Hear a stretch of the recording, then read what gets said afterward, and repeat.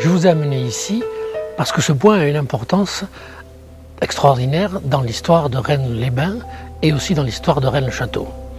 Il y a plus de 100 ans, un prêtre, le curé de Rennes-les-Bains, que nous dominons, ce prêtre a écrit un livre assez extraordinaire qui s'appelle « La vraie langue celtique » ou le cromlech de Rennes-les-Bains.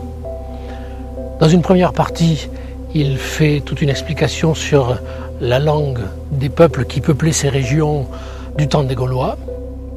Et dans une deuxième partie, il nous décrit un cromlech, c'est-à-dire un cercle de pierre tel que le faisaient les Celtes. Or, ce cercle de pierre, bien sûr, n'existe pas réellement. Mais en réalité, si on suit l'explication de l'abbé Boudet, on se rend compte qu'elle est très précise et que toutes les pierres qu'il décrit sont en place. Donc le cromlech de l'abbé Boudet s'étend devant nous, ici, dans cette zone. Toutes ces montagnes, il les nomme les unes après les autres et il nous fait faire le tour de ce cromlech.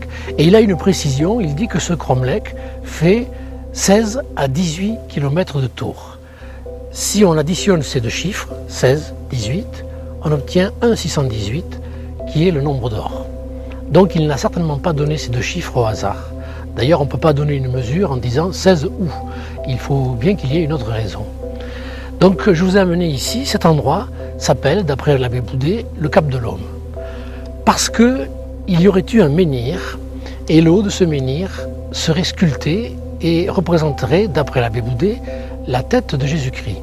En réalité, ce menhir se trouve toujours à Rennes-les-Bains, et cette tête est très effacée, et elle représente plutôt une divinité romaine qui devait être une divinité de la nature.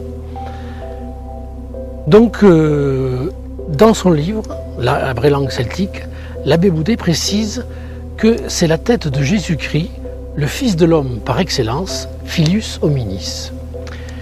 Pour ma part, j'ai fait beaucoup de travaux sur Rennes-le-Château, et dans l'église de Rennes-le-Château, il y a un chemin de croix.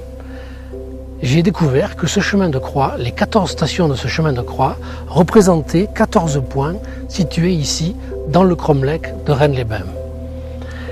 Et là, en étant au Cap de l'Homme, je vais vous expliquer pourquoi cette station est la 6e station du chemin de croix de Rennes-le-Château.